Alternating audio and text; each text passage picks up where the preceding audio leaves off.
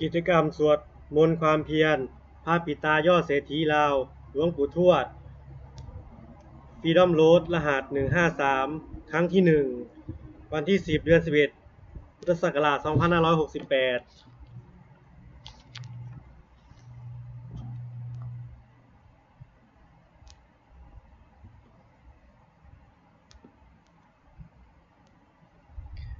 บัดนี้ครั้งที่1ตรงกับวันที่10เดือน11พุทธศักราช2568ข้าพเจ้านายชิดชัยคำปันขอเปล่งวาจาสาธยายพุทธมนต์ถวายเป็นพุทธบูชาธรรมบูชาสังฆบูชาและเป็นอาจาริยบูชาแด่องค์พระควัมปติเถระเจ้าองค์หลวงปู่สำเร็จรุ่นหลวงปู่บุญเดชหลวงปู่ศิลาตลอดทั้งครูบาอาจารย์ผู้เป็นเจ้าของวิชาจินดามณีขอเทพเทวดาเจ้าทั้งหลายโปรดจงมาอนุโมทนาในการสวดสาธยายของข้าพเจ้านี้ขออนุภาพคุณพระรัตนตรัยครูบาอาจารย์และเทพเทวดาทั้งหลายโปรดจงบันดาลให้จิตของข้าพเจ้าเป็นสมาธิอันควรแก่การสวดสาธยายมนต์ต่อไปนี้บทสวดชุมนุมเทวดาสัมมันตาจักกวาเลสุ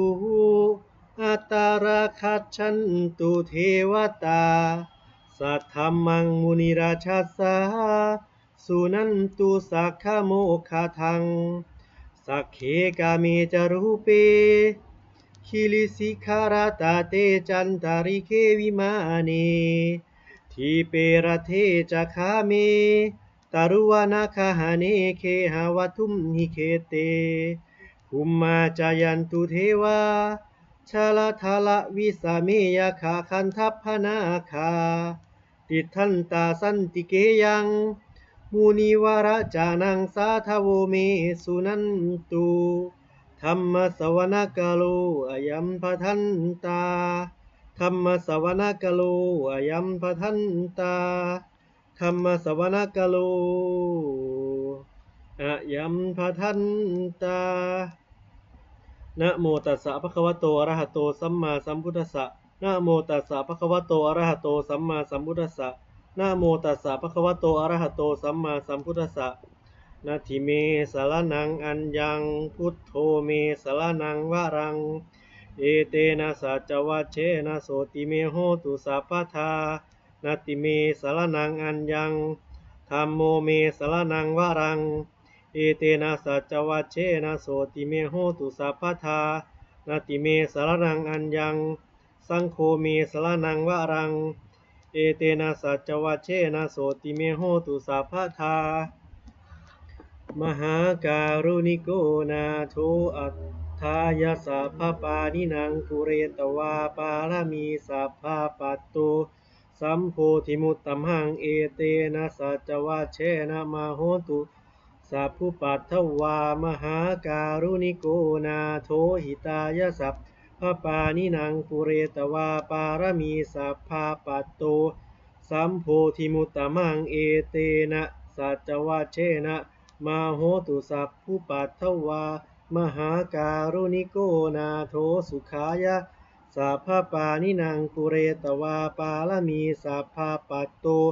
สัมโพธิมุตตมังเอเตนะสัจวัชเชนะมโหตุสัพพุปัตถวาเอวัมเมสุตังเอกังสมยังภควา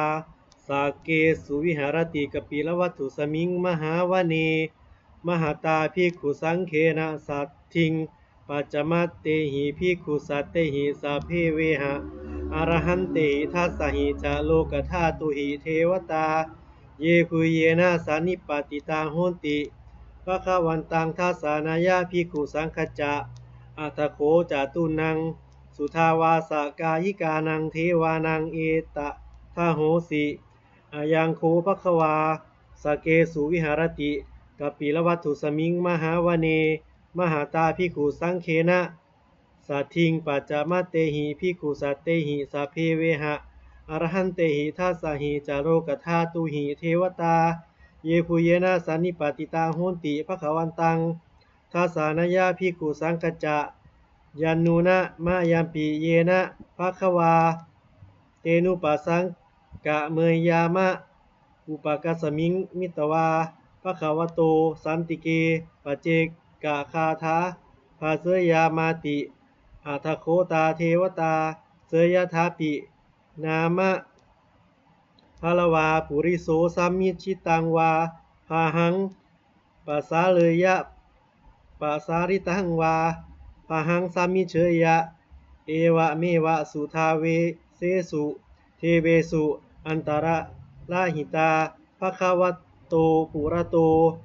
ปาตุระหังสุอาตโคตาเทวตาภควันตังอภิวาเทตวาเอกามันตังอัทังสุเอกามันตังหิตาโคเอกาเทวตาภควโตสันติเกอิมังคาทังอภาสิ มหาสะมะโยปาวานัสสมิงเทวกายาสมาคตาอาคาตัมมะหะอิมังธัมมะสะมะยังทักขิตาเยวะอะปาราชิตตะสังคันติอาตโขอะปาราเทวตาภะคะวันโตสันติเกอิมังคาทังอาภาสิตัตตระภิกขโวสมาทหังสุจิตตังอัตตโนบูชุกะมากังสุสารทีวะเนตานิคะเนตวาอินทริยานิราคันติปันทิตาติอัตโขอปาราเทวตาอภควโตสันติเกอิมังคาทังอภาสิเชตวาคีลังเชตวาปาลีคังอินทาคีลังโอหัจจะเมมะเมชาเตจารันติสุทาวิมาลาจักขุมตาสุทันตาสุสูนาคติอัตโขอปาราเทวตาภควโตสันติเกอิมังคาทังอาภาสิเยเกจิพุทธังสารนังกตาเสนาเตคามิสันติอาปายะผู้มิงปาหายะมานุสังเทหังเทวกายังปาริปูเลสันติติอัตโขภควาภิกขุอามันเตสิเยปุเยนะภิกขเวทัสสะสุโลกธาตุสุเทวตาสันนิปติตาโหนติตถาคตังทัสสานายะภิกขุสังฆัจจะเยเตปิภิกขเวอาหิสุงอตีตมัฏฐานังอรหันโตสัมมาสัมพุทธา เตสัมปิภควันตานังเอตาปารามาเยวะเทวตาสันนิปติตาอาเหสุงเสยถาปิไมหังเอตาระหิเนปิเตภิกขเวภวิสันติอนาคัตมัฏฐานังอรหันโตสัมมาสัมพุทธาเตสัมปีภควตานังเอตาปารามาเยวะเทวตาสันนิปติตา ภวิสันติเสยถาปิเมหังเอตาระหิอาจิคิสามิภิกขเวเทวกายานังนามานิกิตยิสามิภิกขเวเทวกายานังนามานิเทสิสามิภิกขเวเทวกายานังนามานิตังสุนาถะสาธุกังมานาสิกาโรทะภาสิสามิติเอวัมพันเตติโคเตภิกขุภควโตปัจจัสโสสุงภควาเอตทะโวจะสีโลกามานุสกาสามิยะถาภูมา ตทิสาติตทาสิตาเยสิตาคิริคพลังปหิตตาสมาหิตาปุถุสีหะหาวะลันสีนาโนมหังสาพิสัมมุโนโอทาตานาสา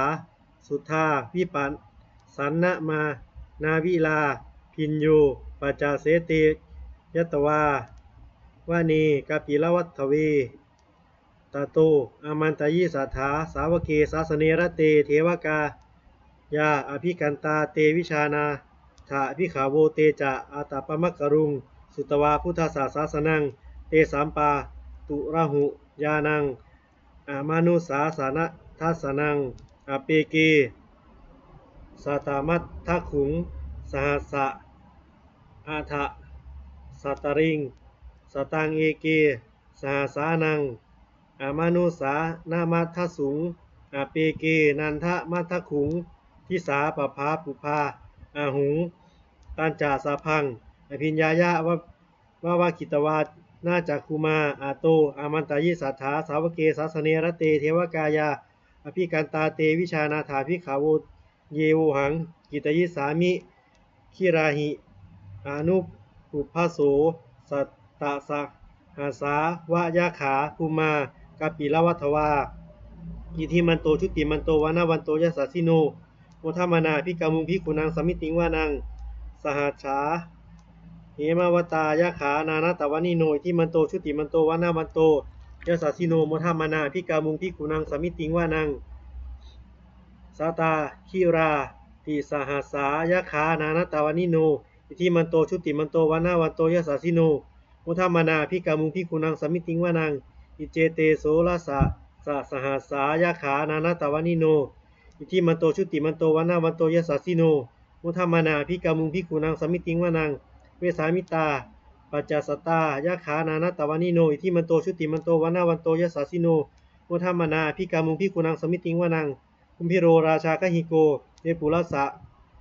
นิเวสนังพิญโยนังสตาสหัสสังยักขานังปาริรูปาสติคุมพิโรราชากหิโกโสปาคาสมิติงวานังปุริมันจาที่สังราชาตถารโถภาษาสติคันทพานังอธิปติมหาราชายสัสสิโสปุตตาปิตาสามหาโวอินทามานามหับพาราอิทิมันโตชุติมันโตวานาวันโตยะสสสิโนโมทัมมานาภิกามุงภิกขุนังสมิติงวานังทักขีนันจาที่สังราชาวิรุณโหตัปปัสสาสติคุมพันธานังอธิปติมหาราชายสัสสิโสปุตตาปิตาสามหาโวอินทามานามหาพาราอิทิมันโตชุติมันโตวานาวันโตยะสสสิโนโมทัมมานาภิกามุงภิกขุนังสมิติงวานังปาชิมันจาที่สังราชาวิรุปโขภาษาสตินาคตะนาคานังอธิปติมหาราชายสัสสิโสปุตตาปิตาสามหาโวอินทามานามหาพารายที่มันโตชุติมันโตวานาวันโตยะสสสิโนโมทัมมานาภิกามุงภิกขุนังสมิติงวานังอุตารัญจาที่สังราชาตุเวโรตัปปะสาสติยะขานังอธิปติมหาราชายสัสสิโสปุตตาปิตาสามหาโว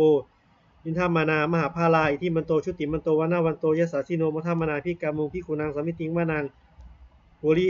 มาทิสังอัฏฐารโถตักขิเนนะวิรุณหโกปาจิเมนะวิรุโข นิรูปักโขเวโรอุตรังทิสังจตารโรเตมหาราชาสมันตาจตุโรทิสาทัทธลมานาอัถังสุ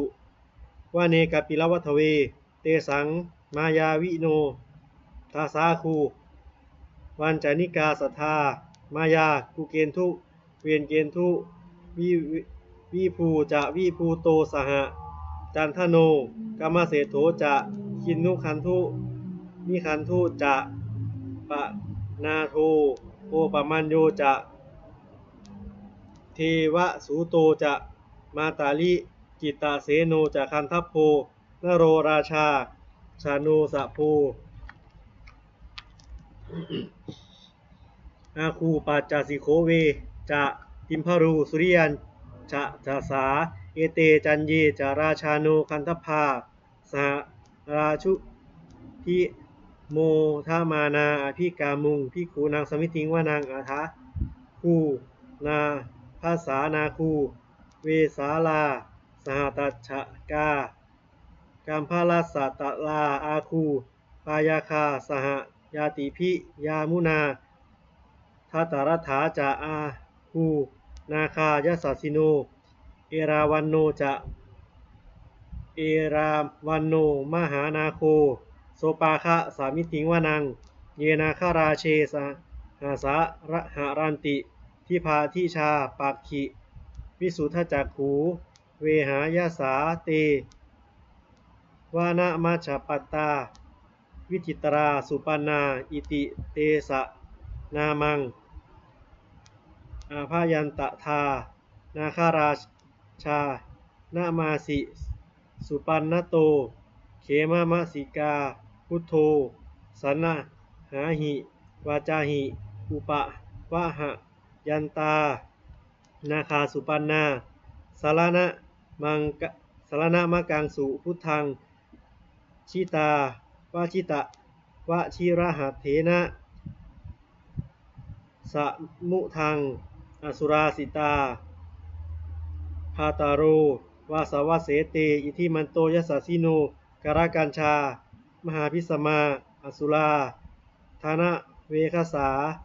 เวปจิตติสุจิตติจะมหาราโทนามุจีสหสาตัญจะปาลิปุตตานังสาโพเวโรจะนามกาสันในหิตวาภาลิงเสนังลาหูพัทธมุปาคามุงสมโยธานิพัทธันเตภิกขุนังสมิติงวานังอาโปจาเทวาปัทวีเตโชวาโยตะทาคามุงวะรุณาวารุณาเทวาโสโมจะยะสสสาสหะเมตตากรุณากายิกาอาคูเทวายะสสสิโนทัสเสเตทัสสทากายาสพเพ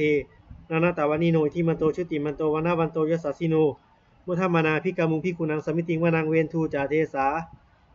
เวนทูจาเทวาสหาลีจะอาสมาจะทุเวยะมา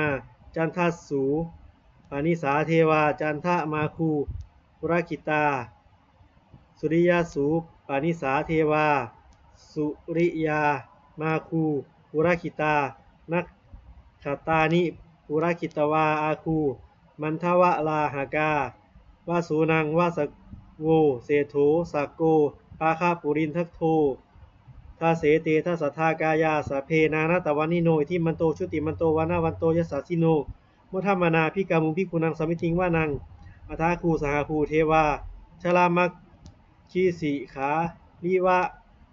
อริทกาจาโรชาจะอุมาอุภะนิพาสิโนวารุณาสหธรรมาจะอัจจุตาจะอเนชกาสุวิเลยะลุจิราอาคูวาสะวะเนสิโนทัสเสเตทัสสทากายาสาเพนานาตวานิโนอิทิมันโตชุติมันโตวานาวันโตยัสสสิโนมุทัมมานาภิกามุงภิกขุนังสามิติงวะนังสมานามหาสมนามานุสามานุสุตมาคิทาคูปาทูสิกาอาคูมโนปาทูสิกาอัฏฐาคูหารโยเทวาเยจาโลหิตะวาสิโนปาระคามหาปาระคาคูเทวายัสสสิโนทัสเสเตทัสสทากายาสเพนานาตวานิโนอิทิมันโตชุติมันโตวานาวันโตยัสสสิโนมุทัมมานาภิกามุงภิกขุนังสมิติงวานังสุกาลามการุมมหาอรุณาอาคูเวคานาสาสหะโอทาตะคายหาปาโมขาอาคูเทวาวิจักขณาสธามตาหารคาชามิสกาจะยสสสิโนอนายังอาคาปัชุโนโยทิสาอภิวาสติทัสเสเตทัสสทากายาสเพนานาตวานิโนอิทิมันโตชุติมันโตวานาวันโตยัสสสิโนมุทัมมานาภิกามุงภิกขุนังสามิติงวานังเขมิยาดุสิตายามาหัตถกาจะยัสสสิโนสัมพิตกาลามาเศรษฐาทิตินามาจะอาสกวานิมาระนาราติโนอาคูอัฏฐาคูปารานิมิตาทัสเสเตทัสสทากายาสเพนานาตวานิโนอิทิมันโตชุติมันโตวานาวันโตยัสสสิโนมุทัมมานาภิกามุงภิกขุนังสามิติงวานังสัสเสเทเทวานิกายาสเพนานาตวานิโนนามันวะเยนะอาคันฉุงเยจันเยสาทิสาสหะปวุทธชาติมาคีรังโมคตินนะมะนาสวังตักเขมโมคะตารังนาคังจันทังวะอาสิตาติตังสุพรัมมาปรามโตจะปุตตาอิทิมันโตสหสันนังกุมารโรทิโสจะโสปาคะสมิติงวานังสหสพรัมมะโลกานังมหาพรัมมาพิทิตติอุปปันโนชุติมันโต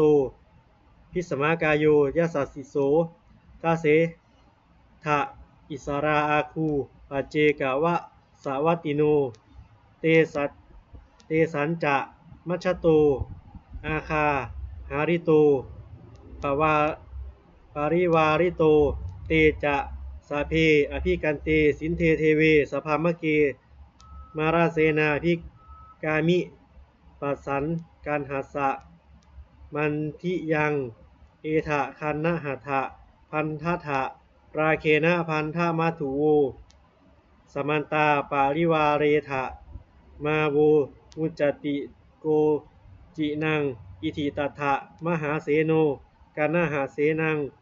เอเปสามิยิปานินาตระหาหัจจะสารังกัตวานะเพระวังยะถาปาวุสโกเมโคธนายันโตสวิชุโกตถาโสปวุธาวัตติสังกุโทอะสะยังวะเสตับตันจะสาพังอภิญญายะวะคิตวานะจักขุมาตะโตอมันตายิสัทธาสาวเกสาสเนรเตมารเตเสนาอภิกันตาเตวิชานาถาภิกขาวูเตจะอาตัปปะมักการุงสุตวาพุทธศาสาสนังวีตาราเคหิปากามุงเนสังโลมัมปิอินชยุงสาเพวิชิตะสังคามาพยาตีตายาสัสสิโนโมทันติสหภูเตหิสาวกาเตเชเตชะเนสุนะสุตาติบทสวดจุลชัยปกรณ์นะโมเมพุทธเตรัชชารัตนาตายธรรมิกาเตชะปะสิเทวานารายะปรเมสุทาสิทธิพรัมมาจาอินทาจตุโลกาคัมพีรักขกาสมุทธาผู้ตุงขังข้าจะสะพรัมมาชัยปะสิทธิภวันตุเตชัยยะทรานีอุทาทีนาทีชัยคะคนละตนละนิสัยนิไรเสนะเมรุราชพลนราชีชัยคัมพีพระโสพีนาเคนธนาคีปีศาจภูตกาลีชัยทุนิมิตตาโรคีชัยสิงคีสุธาธานามุขชาชัยวารุณนามุขสาตาราชัยจำปาทินาคากุละคันทกะชัยขัดชะคนนาตุรงสุกะระพุชงสีหาพยาคาทีปาชัยวารุณนามมุขยาตาชิตาเสนารีปูนาสุธีนารดีชัยสุขาชีวิชัยทรานิเตตาเลสตาสุชัยทรานิสันติสัทธาชัยมังการารัญจปักขะเคชัยวารุณนายักเคชัยสุรักขเสสุพระผู้ชักเตชาชัยพรหมณีนาทะขณาชัยราชาธิราชชัยปาทิตปาทวิงสัพพังชัยอาระหัมตาปาเจกพุทธสหวังชัยมหิสุเรหาโรหิรันเทวาชัยพระมาสุลักขุชัยนาโควิรุณหโกวิรูปโคจันติมาราวีอินโทจะเวนะเตยโยจะกุเวโรวารุโนจะอัคโควาโยจะปาชุนโหกุมาโรทัตรัตถโกอัฏฐาระสะมะหาเทวาสิทธิตาปัสสะอาทโย อิสิโนสาวเกสัพเพชัยรามาภวันตุเตชัยธรรมโนจะสังโฆจะทัสสะปาโรจะชัยยะกังเอเตนะชัยยะเตเชนะชัยโสธีภวันตุเตเอเตนะพุทธเตเชนะโหตุเตชัยมังคลังชัยโยปิพุทธัสสะสิริมาโตอายังมาราสะจะปาปิมาโตปาราชโยอุโคสยามโทหิมันเตปโมทิตาชัยยะตถาพรัมมนะขานามเหสิโนจโยปิพุทธัสสะสิริมาโตอายังมารัจจะปามิมาโตปาราชโยอุโคสยามโทหิมันตาเตปโมทิตาชัยยะทัทาอินทะขานามเหสิโนจโยปิพุทธัสสะสิริมาโตอายังมาราชจะปาติมาโตปาราชโยอุโคสยัมโพธิมันเตปโมทิตาชัยยะทัตตาเทวคณามเหสิโนจโยปิพุทธัสสะสิริมาโตอายังมาราสัจจะปาปิมาโตปาราชโยอุโคสยัมโพหิมันเตปโมทิตาชัยยะสุชัยยะตถาสุปันคานามเหสิโนชโยปีพุทธัสสะสิริมาโตอายังมาลาสัจจปาปิมาโตปาราชโยโคสยัมโพธิมันเตปโมทิตาชัยยะตถานาคะขานามเหสิโนชโยปีพุทธัสสะสิริมาโตอายังมาลาจสมาปิมาโตปาราชโยโคสยัมโพธิมันเตปโมทิตาชัยยะทัตตาสัพพมมคานามเหสิโนชโยยันโตโพธิยามูเลสะอายานังนันทิวัฒโนเอวังตวังวิชโยโหหิสยาสุชยมังคะเลปาราชิตปัลลังเกสีเสปทวิโปคะเลอภิเสเกสะพะพุทธานังอาคาปโตปโมทัตติสุนัขตังสุมังคาลังสุปาพาตังสุหุติตังสุขโนสุมุหุโตจาสุยิทังธรรมจาริสุปทักขินังกายกรรมังวาจากรรมังปทักขินังมโนกรรมังปณิทิเตปทักขินานิกาตวานรพันธเทปทักขินีเตอัทลัทธาสุขาวิรุณหาพุทธศาสนีอโรโค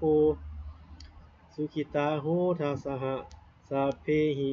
ยาพิติสุนันตุโพนโตเยเทวาอัสมิงธานีอธิคตาทีคายุกาสัทธาโหตุสุขิตาโหตุสัพพทาราคันตุสัพพสัตตานังราคันตุชินาสาสานังยากาจิปัฏฐานปัฏนาเตสังสัพเพปุเรนตุมโนรกะตถายุทธกาเลปวัสสันตุวัสสังวัสสาวะราหากาโรคาจุปัทวาเตสังนิวาเรนตุจะสัพพทากายาสุขังจิตตสุขังอรหันตุยะธาระหังบทสวดธรรมานิยามะสุตตังเอวัมเมสุตังเอกังสมยังวะควาสาวัติยังวิหารติเชตวะเนอานากัปปินทิสกัสสะอารามีตัตระโขภควาภิกขุอามันเตสีภิกขโวติพันเตพันเตติเตภิกขุภควโตปัจจโสสุงภควาเอเตทาโวจะอุปาทาวาภิกขเวตถาคตังอนุปาทาวาตถาคตานังทิตาวาสาธาตุธรรมติตตาธรรมนิยามตาสัพเพสังขาราอนิจจติตังตถาคโตอภิสัมพุชติอภิสเมติอภิสัมพุชิตวาอภิสเมตวาอจิกติเทเสติปัจจเปติปัฏฐเปติ วิวารติวิภาชติอุตาติกโรติสัพเพสังขาราอนิจจติอุปัฏฐวาภิกขเวตถาคตานังอนุปาทาวาตถาคตานังทิตาวะสาธาตุธรรมทิตตาธรรมนิยามตาสัพเพสังขาราทุกขติตังตถาคโตอภิสัมพุชชติอภิสัมเมติอภิสัมพุชิตวาอภิสะเมตวาอจิคติทาเสติปัจจเปติปัตตะเปติวิวารติวิภาชติอุตตานีกโรติสัพเพสังขาราทุกขติอุปาทาวาภิกขเวตถาคตานังอนุปาทาวาตถาคตานังทิตาวะสาธาตุธรรมทิตตาธรรมนานิยามาตาสัมธรรมนิยามตาสัพเพธัมมาอนัตตาติตังตถาคโตอภิสัมพุชชติอภิสาเมติอภิสัมพุชติตวาอภิสาเมตวาอจิคติเทเสติปัญจเปติปัฏฐเปติวิวารติวะวิภาชติอุตานีกโรนติสัพเพธัมมาอนัตตาติอิทะมะโวจะภควาอัตตมานาเตภิกขุภควโตภาสีตังอภินันทุนติ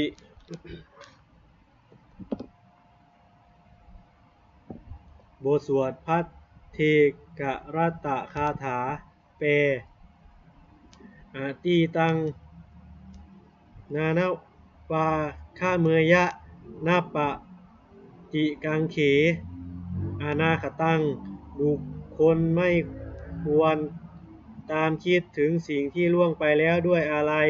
และไม่พึงพะวงถึงสิ่งที่ยังมาไม่ถึงยะธาตีตัมปะหินันตังอปัตตัญจะอนาคตังสิ่งเป็นอดีตก็ละไปแล้วสิ่งเป็นอนาคตก็ยังไม่มาปัจจุบันนันจะโยธัมมังตัถะวิปัสสติอสังหิรังอสังกุปปังตังวิทา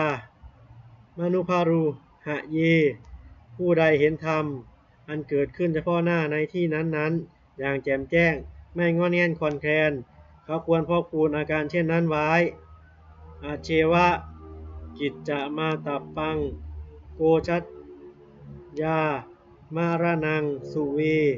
ความเพียรเป็นกิจที่ต้องทำวันนี้ใครจะรู้ความตายแม้พรุ่งนี้มหิโนสังฆรันเตนะมหาเสเนนะมัจจุนาเพราะการผาดเพี้ยนต่อมัจจุราชซึ่งมีเสนามากย่อมไม่มีสำหรับเราเอวังวิหาริมาตาปิงอโหรัตตะมาตันติตังเวพัทเทกะรัตโตติสันโตอาจิขะเตมุนีผู้สงบย่อมกล่าวเรียกผู้มีความเพียรอยู่เช่นนั้นไม่เกียจคร้านทั้งกลางวันกลางคืนว่าเป็นผู้แม้เพียงราตรีเดียวก็น่าชมบทสวดธรรมสังเวคปัจจะเวคนะแปลสัพเพสังขาราอนิจจาสังขารคือร่างกายจิตใจและรูปธรรมนามธรรมทั้งหมดทั้งสิ้นมันไม่เที่ยงเกิดขึ้นแล้วดับไปมีแล้วหายไปสัพเพสังขาราทุกขาสังขารคือร่างกายจิตใจและรูปธรรมนามธรรมทั้งหมดทั้งสิ้นมันเป็นทุกข์ทนยากเพราะเกิดขึ้นแล้วแก่เจ็บตายไปสัพเพธัมมาอนัตตาสิ่งทั้งหลายทั้งปวงทั้งที่เป็นสังขาร และมิใช่สังขารทั้งหมดทั้งสิ้นไม่ใช่ตัวไม่ใช่ตนไม่ควรถือว่าข ของเราว่าตัวว่าตนของเราทุวังชีวิตตังชีวิตเป็นของไม่ยั่งยืนทุวังมารานังความตายเป็นของยั่งยืนวสังมายามะริตพังอันเราจะพึงตายเป็นแท้มารณะปาริโยสานังเมชีวิตตังชีวิตของเรามีความตายเป็นที่สุดรอบชีวิตตังมีอนิยตังชีวิตของเราเป็นของไม่เที่ยงมรณังมีนิยตังความตายของเราเป็นของเที่ยงวัตตะควรที่จะสังเวชอายังกายโยอจิรังร่างกายนี้มิได้ตั้งอยู่นานอาเปตะวิญญาโนขันธ์ปราศจากวิญญาณจุดโทอันเขาทิ้งเสียแล้วอธิเสสติจากนอนทับปาทวิงซึ่งแผ่นดินกะลิงคะลังอีวะประดูดดังว่าท่อนไม้และท่อนฟืนนิรัตถังหาประโยชน์มิได้อนิจจาวัตตะสังขาราสังขารทั้งหลายไม่เที่ยงหนออุปาทวยธรรมมิโนมีความเกิดขึ้นแล้วมีความเสื่อมไปเป็นธรรมดาอุปาจิตวานิรุชันติขันเกิดขึ้นแล้วย่อมดับไปเตสังอุปสโมสุโขความเข้าไปสงบระงับสังขารทั้งหลายเป็นสุขอย่างยิ่งสเพสตามรันติจะสัตว์ทั้งหลายทั้งปวงกำลังตายอยู่มาริงสุจามริสเลที่ตายแล้วและกำลังจะตายตเทวหังมาริซามิเราก็จากตายอย่างนั้นเหมือนกันนาทีเมเอตสังสยโยความสงสัยในความตายนี้ย่อมไม่มีแก่เราเลยบทสวดเมตตายังกินจิกุสลังกัมมังสัพเพหิพระเหติกาตังปุญญังโนอนุโมทันตุสุนันโทพนโตเยเทวาอาสมิงฐานีทิคาตาทิคายุกาสัทธาโหนตุ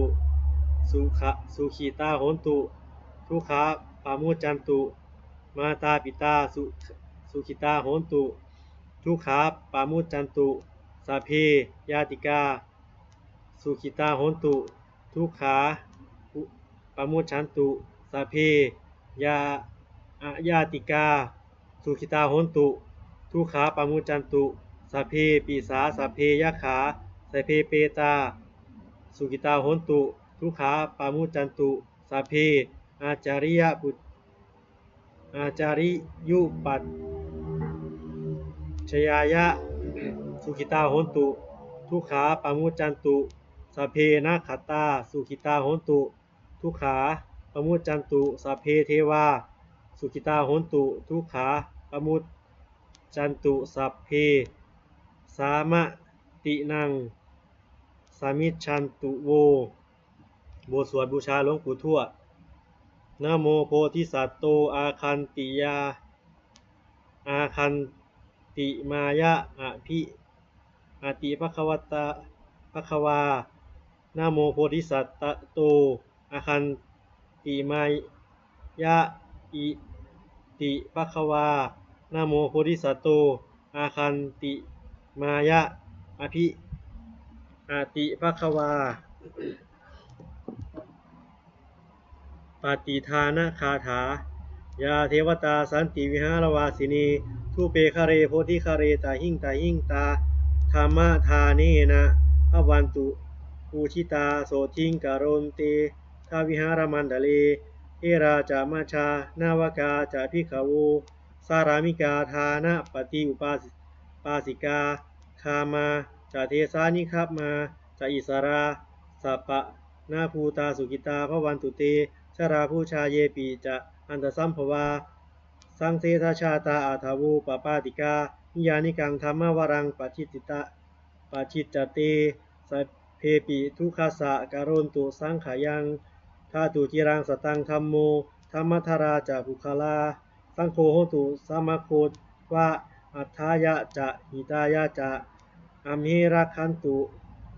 สัทธัมโมสัพเพปิธรรมจาริโนวุทิงสัมปาปุเนยามะธรรมเมอริยปะเวทิเตปัสสันนาโหนตุสัพเพปิ อิโนพุทธศาสนีสัมมาทารังปเวชันโตกาเรเทโวปวัสสันตุอุทิภาวายะสันตานังสมิทังเนตุเมทนิงมาตาปิตาจาทราชังนิจังราคันตุอุตกังเอวังธรรมเมนะราชานุปาชังราคันตุสัพพทาเทวตาวิยะโยชะนะคาถาทุกขปัตตาจานิทุกขาพยาปัตตาจานิพายาโสกปัตตาจานิโสกาโหตุสาเพปิปานิโนเอตาวตาจะอัมเหหิสัมภะตังบุญญสัมปทังสาเพเทวานุโมทันตุสาปะสัมปติสิทธิยาทานังท่าทานตุสัตทายะสีรังราคันตุสาพทาภาวนาพิรตาโหตุทัชันตุเทวตาโหตุสาพังสุมังคลังราคันตุสาภาเทวตาสัพพพุทธานุภาเวนะโสติโหตุนิรันตลังโหตุสาพังสุมังคลังราคันตุสาภาเทวตาสัพพธรรมานุภาเวนะโหโสติโหตุนิรันตลังโหตุสาพังสุมังคลังราคันตุสาภาเทวตาสัพพสังฆานุภาเวนะโสติโหตุนิรันตลังสัพเพพุทธาปราปัตตาปัจเจกานันจะยังพลังอรหันตานันจะเตเชนะราคังพันธามิสัพพโสสัพเพพุทธาปราปัตตาปัจเจกานันจะยังพลังอรหันตานันจะเตเชนะราคังพันธามิสัพพโสสัพเพพุทธาปราปัตตาปัจเจกานันจะยังพลังอรหันตานันจะเตเชนะราคังพันธามิสัพพโสสัพเพพุทธาปราปัตตาปัจเจกานันจะยังพลังอรหันตานันจะเตเชนะราคังพันธามิสัพพโสสัพเพพุทธาปราปัตตาปัจเจกานันจะยังพลังอรหันตานันจะเตเชนะราคังพันธามิสัพพโสสัพเพพุทธาปราปัตตาปัจเจกานันจะยังพลังอรหันตานันจะเตเชนะราคังพันธามิสัพพโสสัพเพพุทธาปราปัตตาปัจเจกานันจะยังพลังอรหันตานันจะเตเชนะราคังพันธามิสัพพโสสัพเพพุทธาปราปัตตาปัจเจกานันจะยังพลังอรหันตานันจะเตเชนะราคังพันธามิสัพพโสสัพเพพุทธาปราปัตตาปัจเจกานันจะยังพลังอรหันตานันจะเตเชนะราคังพันธามิสัพพโสสัพเพพุทธาปราปัตตาปัจเจกานันจะยังพลังอรหันตานันจะเตเชนะราคังพันธามิสัพพโส